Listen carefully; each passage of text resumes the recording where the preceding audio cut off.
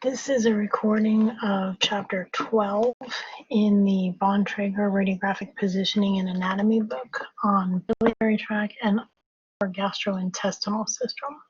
So this is going to focus on the introduction information and esophagram, and there will be separate recordings for upper GI and small bowel series, which are also contained in this chapter.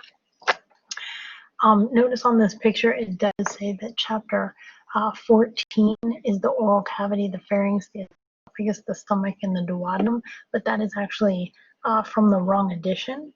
It's now chapter 12, which focuses on the upper gastrointestinal system, and chapter 13 focuses on the lower GI tract. As far as accessory organs, we will discuss the salivary glands, the pancreas, the liver, and the gallbladder. And the function of the alimentary canal is to intake and digest food and then absorb the nutrients and minerals that are needed and eliminate waste product. So this begins on page 450 of your textbook. Some of the common radiographic procedures that are involved in the upper gastrointestinal system are an esophagram or a barium swallow. Both of those terms can be used interchangeably as they both reference a fluoroscopy study of the esophagram where you watch the patient take in barium or the water-soluble iodinated contrast and swallow, and you get live images of their esophagus as it's full of the contrast media, and you're able to look for any abnormalities or any pathologies along that path. The purpose of the esophagram is to study the form and function of the pharynx and the esophagus. And like I said, esophagram or barium swallow can both be used interchangeably. And then this chapter also includes the upper GI series where we look at the distal esophagus, the stomach, and the duodenum.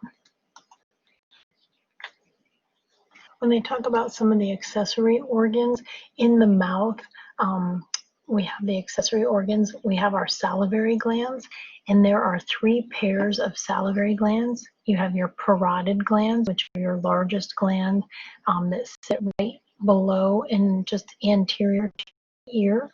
These are the ones that when you eat something sour, your mouth tends to kind of cramp right in that area, and you start to secrete saliva.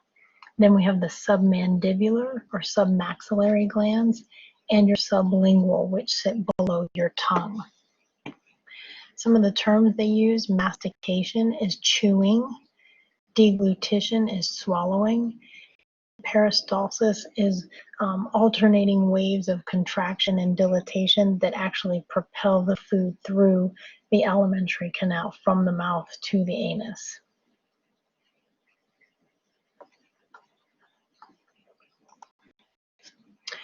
One thing that I will mention with the salivary glands is they used to do a contrast study of the salivary glands that was called a silogram, S-A-I-L-O-G-R-A-M, and that is where they would actually inject contrast media into the salivary glands, and they would check for things like stones or any deformities in the salivary glands that would block the saliva from being released. To my knowledge, they don't really do those anymore. They were extremely painful for the patient, but a lot of times if they had stones, that was painful as well because the saliva would be blocked and would not allow it to secrete, which could give them halitosis, which is bad breath, uncomfortable, give them a really bad taste in their mouth continually. They also used to do exams where they would inject contrast into the tear ducts to check if they were blocked, and that was called a dacrocystogram, D-A-C-R-O-C-Y-S-T-O-G-R-A-M, dacrocystogram, and they would check for blocked tear ducts. So they would inject right into the corner of the eye, inject contrast media, watch it flush through to make sure that they had open tear ducts that would allow them to release tears and cleanse the tear ducts. All right, on page 451, we look at the pharynx, and there are three parts to the pharynx. We have the nasopharynx, the oropharynx, and the laryngopharynx. So the nasopharynx is up, referencing where the nose comes back and meets the pharynx. The oropharynx is coming from the mouth, so right in the area, and then the laryngopharynx is back right near the larynx. So nasopharynx, oropharynx, and laryngopharynx are all portions of the pharynx which can accommodate both food and air. We have the esophagus, which is the main thing we'll be looking at on the exam today. This is actually on page 452, figure 12.17, and this is showing you a lateral view. You can see the anterior surface and the posterior surface. And when they're showing you the esophagus coming down, notice that there are two indentations in the esophagus.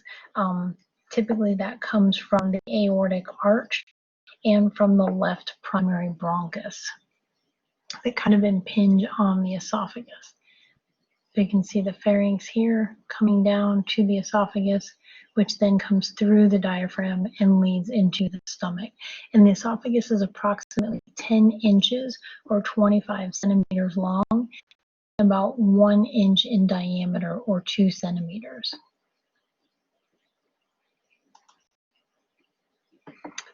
When we look at this particular picture, looking at it from the front, you can see the esophagus coming down. When you look at it from the side, from a lateral view, you can see how the aortic arch impinges on the esophagus, as well as the left primary bronchus when it's going down. So two places where it's slightly constricted because of the aorta and the left primary bronchus.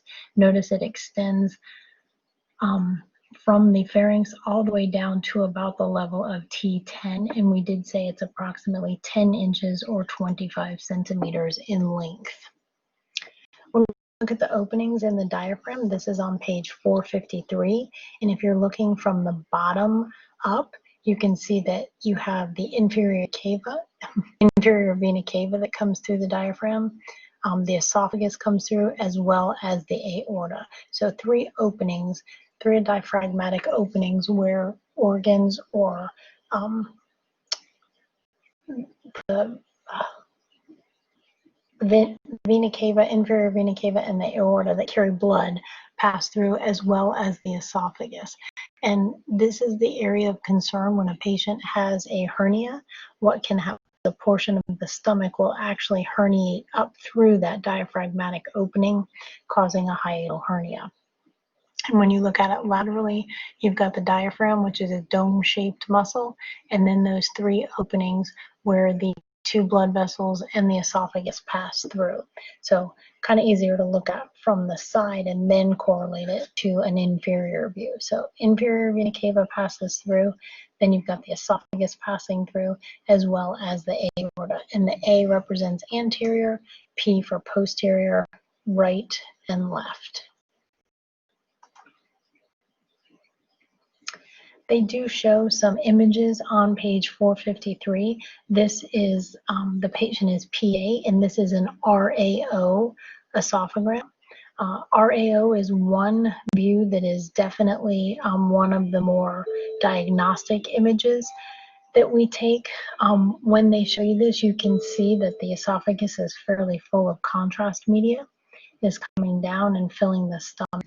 You can see the outline of the heart, and then there is the left marker, which is not ideal. It should be placed up here, and it should read correctly so that it doesn't obscure the radiologist's view or possibly cover any anatomy that might be able to be visualized in there. When we look at fluid and food passing through the esophagus, typically fluids tend to pass quicker from the mouth to the pharynx. They pass in about 1 second, and primarily fluids pass by gravity. Solid material tends to take a little bit longer, typically 4 to 8 seconds, and that uses gravity as well as peristalsis. And peristalsis, remember, are wave-like contractions of dilatation that propel solid food and semi-solid food through the alimentary canal. Okay, so fluids pass by gravity in about 1 second. Solids take a little bit longer, 4 to 8 seconds, and not only with gravity, but also with peristalsis. When we look at the RO of the esophagram, again, you can see that this demonstrates the upper and mid esophagus. This is the oropharynx that they're pointing out. And then you've got the esophagus up here. It's just not completely full at that point. We do have to have the patient continually drink and swallow in order to get our overhead images to be full of barium. And then you can see a little bit better in this one. You've got the upper portion, and notice it says there's peristaltic constricture in the mid-esophagus, meaning that it's actually going through peristalsis when we capture the image, which is not something we can control. But the radiologist would read that as demonstrating peristalsis versus some stricture or abnormality. When we look at fluoroscopy, this you have to turn your turn all the way to, for this particular picture, you're going to turn all the way to page, well, this must be from an old edition. When they talk about fluoroscopy, this would be the ability to view and record anatomy in motion. So fluoroscopy is live radiography, meaning that we're able to capture real-time images of patients swallowing contrast media, the organs as they function. We're able to look at that and see what exactly is going on with the patient. So it evaluates the function as well as the form of the anatomy. This particular patient is lying on her stomach. This would be the radiologist operating the control panel of the fluoro tower. You can see the lead drapes that come down to help protect him, as well as the lead shield that he's wearing. And there is also a device in the table that's called a Bucky slot shield that helps protect him as well. The overhead tube is back here out of the way, and this is the fluoroscopic unit. And remember, with fluoro, the tube is actually found under the table, and this is simply the control panel up top and the image intensifier, which intensifies the brightness of the image. When we look at barium, barium sulfate, barium is atomic number 56, and barium is considered a positive contrast media. Barium is radiopaque in nature, meaning that X-rays do not pass through relatively easily. And when we typically refer to a contrast media as being positive, it means that it shows white on a radiographic image. If contrast is negative, it tends to show black, and it is very radiolucent, so the opposite of a positive or radiopaque contrast media. Barium, number 56 on the periodic table of elements, it has a very chalk-like substance, tends to absorb more X-rays than it allows to pass through. And what we do, typically you can get the barium in powdered form, add water to make your contrast, or it can come pre-mixed where it's already set and all you do is pour it and give it to the patient. Barium is considered a colloidal suspension when it's mixed with water. It's not a solution. When it is a colloidal suspension, what that means is it will never dissolve in water. It separates as it sits out, kind of like oil and vinegar. Oil and vinegar, you can shake them up and they will remain together for a period of time, but if left to sit on the counter, eventually it would layer out where the oil and the vinegar would separate. So same thing with the barium, when you mix it with water, it's considered a colloidal suspension, and it actually will separate as it sits out. How quickly it separates varies by brand. They do compare 4 brands here, and they show you that brand B, over whatever time frame they've looked at, this is has the least amount of separation, meaning it's still well mixed, but brand D has the most separation. You can already see the water rising and the barium falling, and it's definitely showing signs of separation in that picture. There are 3 contraindications to giving a patient barium, and they never change. So these conditions, if they exist at all, the patient will not be given barium, but instead they would be given a water-soluble iodinated contrast media, which I will show you in a few minutes, and that is number 53 on the periodic table of elements, and that is iodine. Those 3 contraindications to barium are if the patient has a possible obstruction, a possible perforation, or they are pre or post surgery within 48 hours. If any of those conditions exist, the patient will not be given barium, because if barium were to leak out of the esophagus or the stomach or anywhere that it was placed, what would happen is it would end up in the peritoneal cavity, and the body does not recognize the barium, so there's no way for it to be absorbed. It would literally sit in the peritoneal cavity, and it can cause what is known as acute barium peritonitis, which is an inflammation of the peritoneum, and the patient can end up with sepsis and die. So if there is a possibility of an obstruction or some kind of perforation along the alimentary canal, they will not be given barium, but they would be given a water-soluble iodinated contrast media, which, if that leaks out, does have the potential to be reabsorbed. So possible perforation, possible obstruction, pre or post surgery, 48 hours either way. When we look at barium, again, it can be purchased as either powder or it can be pre-mixed. Okay. When you purchase it as a powder, typically the powder will have a black label describing what it is, and then you simply take the powder and mix the amount of water that the radiologist wants to make it either a thin colloidal suspension or a thick colloidal suspension. Typically, if you're looking at thin barium, it will have a pink label, and that usually is a 1-to-1 ratio of barium to water, meaning 1 part barium, 1 part water. Typically, the consistency of probably like a, not as thin as water, but like a juice, some kind of like pineapple juice, something where it has a little bit of thickness to it, but not very much. And then if we have thick barium, typically that will have a green label. It used to be a blue label that indicated thick barium. And when we say thick, it's typically 3 or 4 parts barium to 1 part water. Okay, and it's not necessarily this thick. When it's got the 3 or 4 parts barium to water, it's typically like a thick milkshake.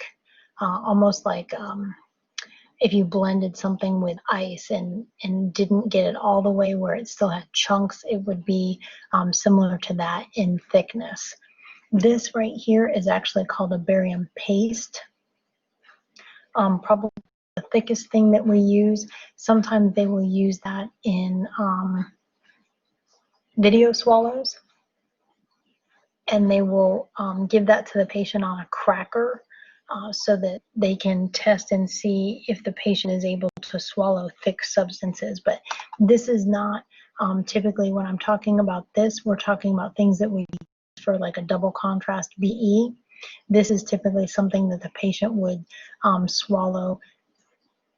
Like I said, in a video swallow, they use it to see if they're able to eat thicker foods and handle that well, or if things need to be put in a blender and blended to bring the consistency down. All right, so black is powder, thin is a pink label, thick is typically a green label. And where they discuss thin and thick barium is actually on page 461. On 462, we find the water-soluble iodinated contrast media. Like I had said, if a patient has a possible perforated viscus, meaning there's any kind of perforation along the alimentary canal, in the esophagus, in the pharynx, in the stomach, if there's a possible perforation or a hole in that, or if there's a possible obstruction that the patient has, or they're going to have surgery within 48 hours, or they had surgery within 48 hours, then they would not be given barium. They would be given this water-soluble iodinated contrast. Typically, as you can see right here, it's called Gastroview. It could also be gastrographin, is another form of that contrast media. The only reason a patient could not have this water-soluble contrast is if they had an allergy to iodine. If they had an allergic reaction to iodine, then you could not give them this contrast media. And if they had one of these and they were allergic to iodine, then the doctor would have to find some other way to perform an exam to confirm what the patient had going on. When we look at an upper GI, there is another whole presentation on that, but just know that upper GI, you could do that as either a single contrast or a double contrast. Typically, when it's a single contrast, it means that you're using one positive contrast media, either barium or the water-soluble iodinated contrast. And if something is done with a double contrast, it means you're not only using a positive contrast media, but also a negative contrast media. So barium and air would be the best example of that. Single contrast, one positive contrast media. So either barium, which is number 56, or the water-soluble iodine, which is number 53. When we look at digital fluoroscopy, this is on page 463. Digital fluoroscopy is computer-based, meaning it does not require any kind of cassette or image receptor. Pretty much the image comes up immediately. This is looking at a typical RF room. RF meaning it has two tubes. It has a radiographic tube and a fluoroscopic tube. And remember, the fluoro tube is under the table.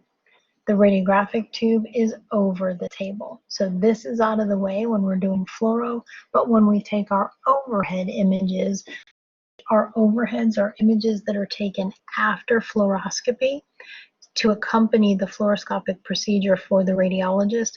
These are the images that we take once the radiologist leaves the room. So those are taken with the radiographic tube. When the radiologist is performing the exam, he or she is actually using the fluoroscopic tube, which means it's live in motion.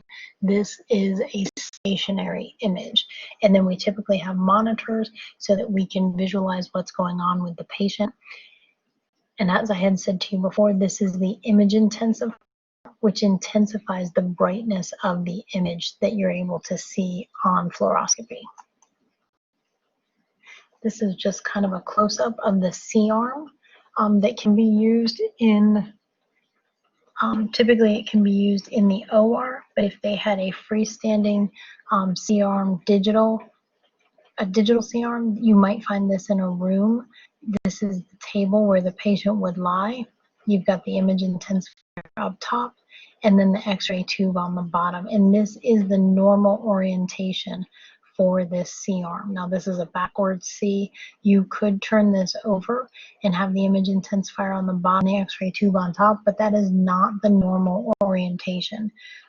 So you could have it look like a C, a backward C. It could also come halfway around and form a U to do a lateral image of the patient. We are able to print out hard copy digital images of the fluoroscopic spots that the radiologist takes. When he or she takes these images, it typically will capture in whatever sequence they set up. This happens to be 4-on-1, and then this could be laser printed out to accompany the patient's chart so that they would have those for future reference.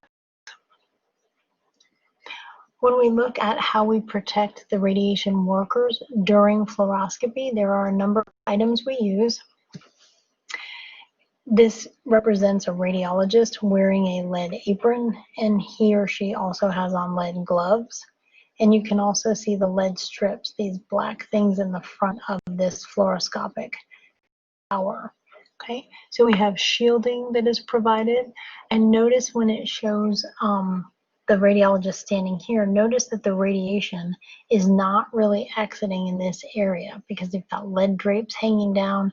The radiologist has the shield on along with lead-lined gloves, but the head and the foot of the table do have a lot of exposure. So you really want to avoid standing at either the head or the foot of the table for any amount of time. Might you be required to stand there to assist the patient? Yes. You just don't want to camp out there the entire time for the procedure, because that is both the head and the foot represent the largest areas of radiation exposure to yourself or whoever else might be in this area. The best place to stand is literally behind the radiologist. The lead apron that he or she is wearing, that would possess, for what we do, 5 millimeters of lead equivalency, and the gloves that they're wearing would represent 0.25 millimeters of lead equivalency. Okay. And then we have one more thing that I mentioned before. This is called the Bucky slot shield, and this is representing it fully extended, meaning that when you're doing fluoro, you tend to bring the Bucky all the way down to the end of the table so that the fluoro tube can actually image up through the table directly to the patient without having this metal Bucky tray in the way. Okay, so when you do go to fluoro, you bring the Bucky all the way down to the end, and that will bring out this piece of lead, which is called the Bucky slot shield. And when that piece of lead is fully engaged, you can see how it bends right here. What that does is block that opening so that when the radiologist is standing there, they are not getting radiated by the radiation that could leak through this large gap in the table. Typically, the radiologist and or the technologist can wear a lead apron. They'll usually have a thyroid shield on as well. If it's not built into the lead apron, it can come separate. And sometimes they can wear protective eyewear depending on the procedure that they're doing. Sometimes in pain management, we'll wear protective eyewear. You can find lead-lined glasses sometimes, but they don't necessarily have to be lead-lined unless you find yourself near the x-ray tube quite a bit, like in the OR or in pain management cases, things like that. Some indications for an esophagram would be any kind of anatomic anomalies. If the patient is exhibiting esophageal reflux or esophageal varices, they possibly could have a foreign body obstruction. They could have an impairment in their swallowing mechanism. They could potentially have cancer of the esophagus. Barrett's esophagus, when we look at that, that is one of your pathologies on page 466. Barrett's esophagus or Barrett's syndrome is where the normal squamous epithelium in the the normal squamous epithelium has columnar lined epithelium ulcer tissue in the mid to lower esophagus. It actually gets replaced. So the normal squamous cells get replaced with the columnar lined epithelial tissue, and it actually can produce a stricture in the distal esophagus. If it's very advanced, the patient may exhibit a peptic ulcer in the distal esophagus, and usually an esophagram will demonstrate any subtle tissue changes, but nuclear medicine is typically the modality of choice when the patient has a suspected Barrett's esophagus. You can see the peptic ulcer.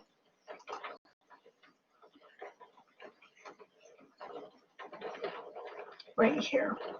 That's what they're pointing out. Okay, that little ulceration right there in the distal esophagus. Esophageal varices happen when a patient esophageal varices are basically when the veins in the wall of the distal esophagus become dilated. A lot of times you'll see this when the patient has liver disease like cirrhosis,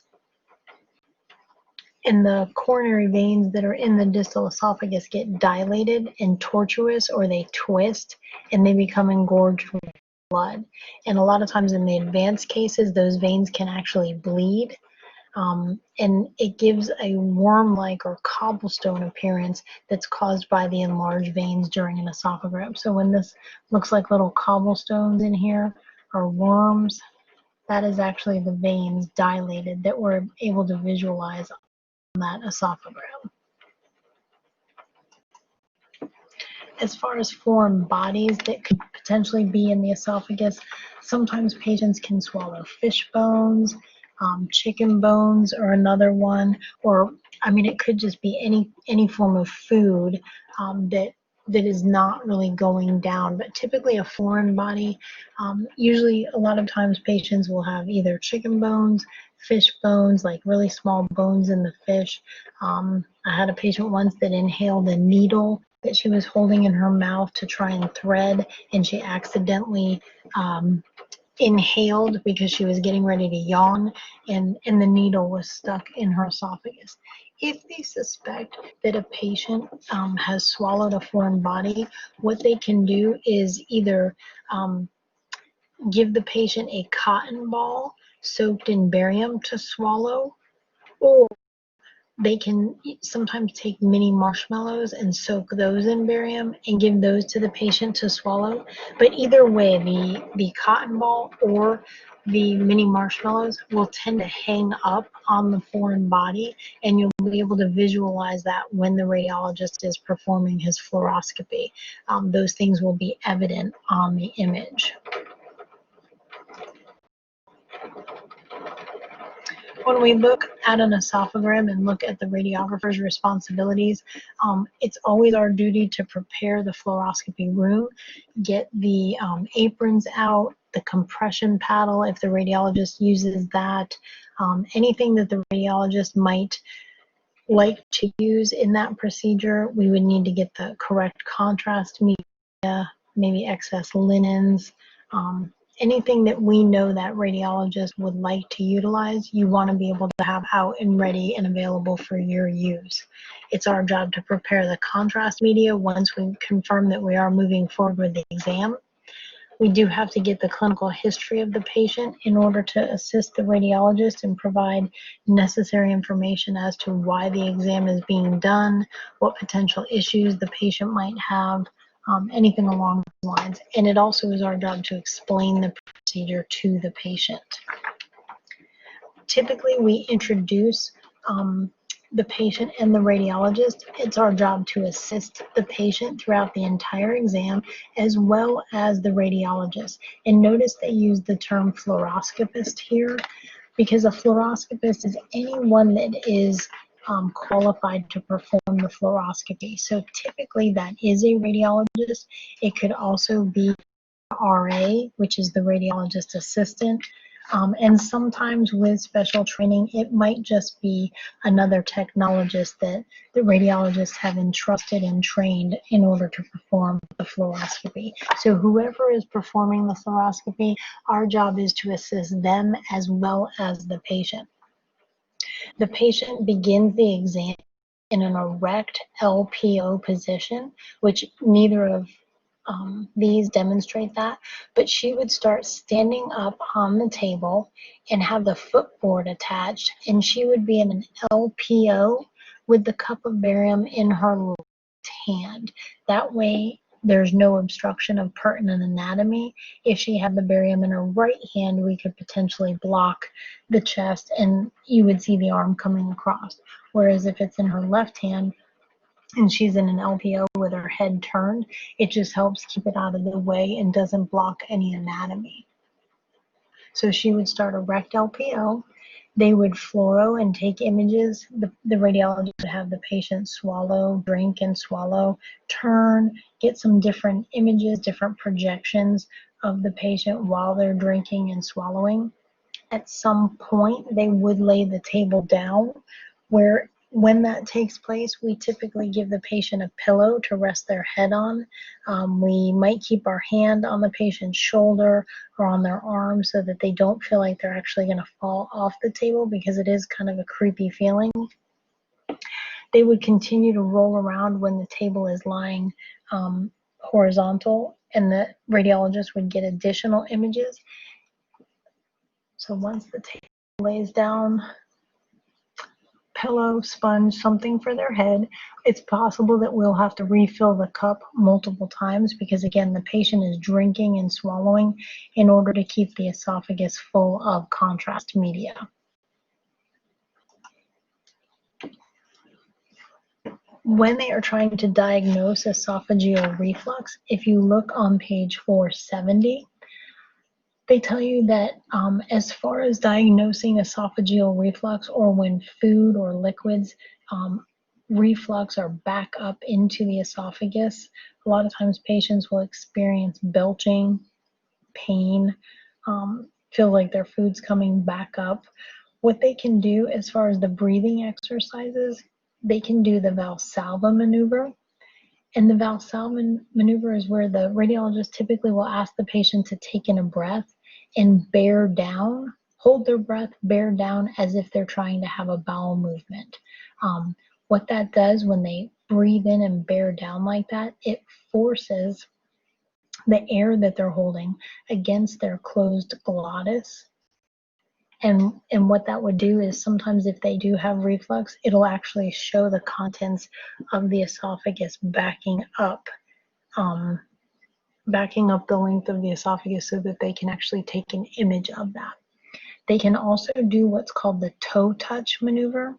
And if you look on page 470 in figure 12.71, they show the patient bending over to touch their toes. And typically when they do that, that will demonstrate a hiatal hernia. So the Valsalva maneuver will demonstrate esophageal reflux. The toe touch will actually demonstrate a hiatal hernia. And they have the patient do both of things while they're watching them under fluoroscopy.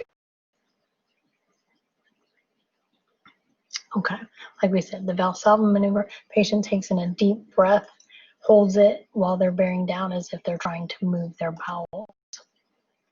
The compression paddle is a potential tool that the radiologist will use instead of his or her hand.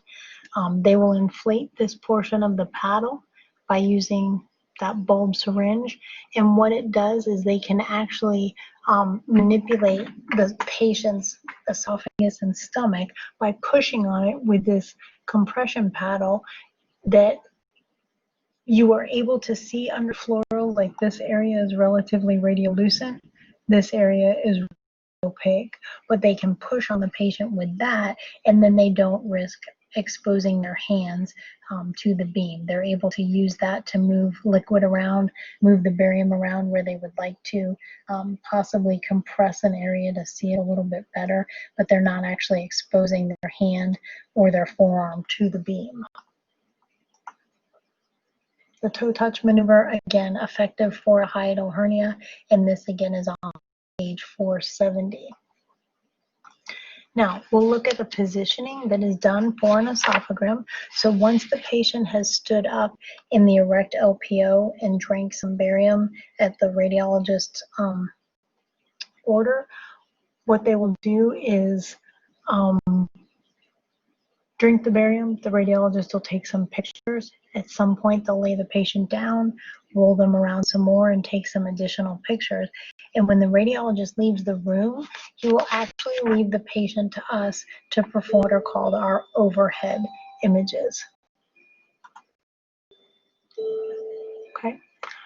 As far as the esophagram, when they go to have this procedure done, there are no dietary restrictions prior to the study unless the patient is going to have an upper GI to follow. So they can eat and drink. Typically, we would ask them to probably refrain from eating breakfast, but if they had eaten breakfast, it would not be a big deal, because typically the esophagus is not full of food. If they were going to have a upper GI to follow, then there would be dietary restrictions involved. Okay. As always, we determine pregnancy. The patient would be asked to remove everything, typically from the waist up, and put the gown on open to the back. Most facilities now are requiring a scout image, and our scout image is actually the image that we take prior to giving the patient barium. So it's also the only way that you can prove what something looked like before you gave the patient barium. So a lot of facilities will do a PA chest for an esophagram scout so that they have that area that you're going to be looking at demonstrated before you give the patient barium. Because once you give them barium, you cannot go back to looking at it without barium unless you wait for the patient to get rid of everything. So we typically take this image before fluoroscopy begins. Again, the table starts erect LPO. Sorry, the table starts upright. The patient stands in an erect LPO position, which she is not in that right now. She's more in an RPO. So her left shoulder would be against the board. She would be turned out, and the barium cup would be in her left hand. Notice we've got the monitor there where the radiologist as well as us can watch while the procedure is being done. The bucky would be brought all the way down to bring out the bucky slot shield. At some point, they'll lay the table down and we give the patient something for their head. Now, this is representing the radiologist, but we would be in that same vicinity and it would be our job to help the patient. As far as our post-fluoroscopy images, there are 4, and we usually call these our overhead images. The routine positions for an esophagram include an RAO, a lateral, an AP, and an LAO. So technically there are 4 overhead images done for an esophagram. But I will tell you, out of those 4, only 2 are truly diagnostic. And that would be this, the RAO is very good, and the lateral is very good because it's the only one to demonstrate the anterior posterior aspect. Okay, these 2 are pretty much useless and most times are not done. So there are 4 overheads. If they ask you on the registry, there technically are 4 overhead or post fluoroscopy images done, but out of those 4, only 2 truly are diagnostic. The RAO is on page 478. This typically you put the patient in a 35 to 40 degree oblique. So they're in an RAO. You're going to use a 14 by 17 lengthwise or a 16 by 16. The technique for this, if it's a single contrast, meaning you're only using barium or you're only using water soluble, you're going to be at 110 kVp at 2 mass. And if it's double contrast or water soluble, then you are going to be using 90 kVp at 2 mass. So single, my bad, is barium only, 110 kVp at 2 mass. If you're using the water soluble contrast media, or you're using double contrast, meaning barium and air, you're going to be at 90 kVp at 2 mass because those things are more radiolucent. All right, the central ray is to T5, T6, which is about 1 inch below the sternal angle. Typically, when you're doing this, a good cheat is to place the top of the IR at about the level of the lower lip. And that's a good starting point. So you can capture all of the oral cavity as well as all 10 inches of the esophagus. So T5, T6 is your central ray. Notice that the patient can be done supine or upright, but I will tell you when they're supine, the contrast stays in their esophagus a little bit better than when they're upright because gravity kind of goes against you. So the patient is going to drink and swallow as you take the image so that their esophagus is full. So you would tell the patient, go ahead and take in a drink, swallow, drink, swallow, drink, swallow, and then make the exposure. So if they drink and swallow about 3 times, it will fill the esophagus. And if you look at the images on 478, you can see that the entire esophagus is full of barium, and it is well demonstrated. Now, the reason this is one of the most diagnostic images is because it actually places the esophagus between the heart and the spine. So if we look at this image, notice you're visualizing the entire esophagus because they've drank and swallowed the barium 3 times, and you find the esophagus midway between the heart and the spine. So this is a good diagnostic image. If this was only barium that they're using, then that technique would be 110 kVp at mass. The other diagnostic image is our lateral, and it can be either a right or a left lateral. Your technique, if it's single contrast, just barium, is 110 kVp at 4 mass. If it's double contrast or the water soluble, it's 100 kVp at 4 mass. Okay, so right or left lateral, either one is acceptable. Again, typically the top of the IR goes to about the level of the bottom lip, and your central ray does not change. It is at the level of T5, T6.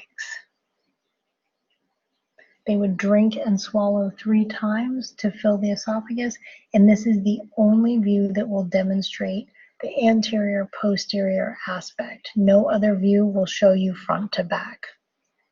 If you look on 479, you'll also see this one demonstrated. When the issue is in the upper esophagus, you can do what's called a swimmer's lateral.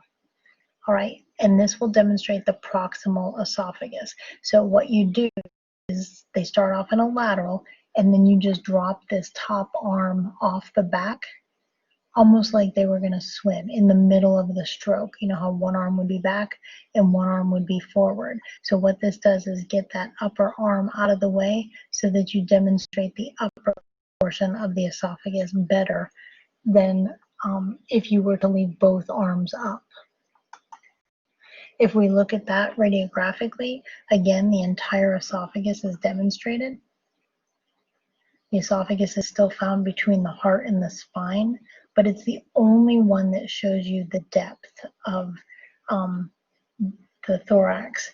It shows you the anterior, posterior aspect, and you can see the esophagus coming right down the middle. The arms are not superimposing the esophagus. The patient is in a true lateral, evidenced by the square shape of the vertebral bodies. You can see the ribs are overlapped on top of one another, and this is a really good image with excellent technique. And again, the patient drank and swallowed 3 times in order to fill that esophagus. The AP, this is on page 480, not diagnostic. Your central ray doesn't change. They still drink and swallow, and your technique would be 110 at 2 for single contrast or 90 at 2 for double or water soluble. The problem with this image is that the esophagus is going to be placed right over the spine. Okay, this is absolutely the least diagnostic image, and most radiologists will not make you take that image. They'll typically, if they require any images from us, it's typically going to be the RAO and the lateral. So this is on page 480, and this is the least diagnostic image. It is not good whatsoever. The LAO is on page 481. It is still a 35 to 40 degree oblique, just like the RAO. Central ray is still 35 T6, and they're still going to drink and swallow 3 times to fill the esophagus. But this is the second least diagnostic image, because what it actually does is places the esophagus over the heart and right over the hilar region in the lungs, so that you're kind of obscured in this entire area. Okay. arrows are actually pointing out a potential pathology, but the esophagus is midway between the spine and the hilum. It places it over the heart, which obscures too much of the esophagus. So it's typically, again, not evaluated. So registry-wise, there are 4 overhead images for an esophagram: AP, RAO, LAO, and alateral, either right or left. But the 2 most diagnostic that most radiologists will ask you to get for them, if they ask you to get any, would be the RAO and the lateral. The reason I say if they ask you to get any is because a lot of times when the radiologists do the fluoroscopy, they'll go ahead and get their own images as they're doing the fluoro on the patient. And sometimes when he or she finishes with the fluoroscopy, they'll just let you let the patient get dressed and go. They might not even require any more. Typically, esophagograms now are being done like that, where there are no overhead images, so that it saves radiation exposure to the patient, because the radiologist can go ahead and get their own images while they're doing the fluoroscopy procedure. All right, so that takes care of the beginning of chapter 12 and the esophagram. If you have any questions or comments or concerns, be sure to write those down, and the next time we meet, we will discuss, and hopefully I can help clear that up. Thank you so much.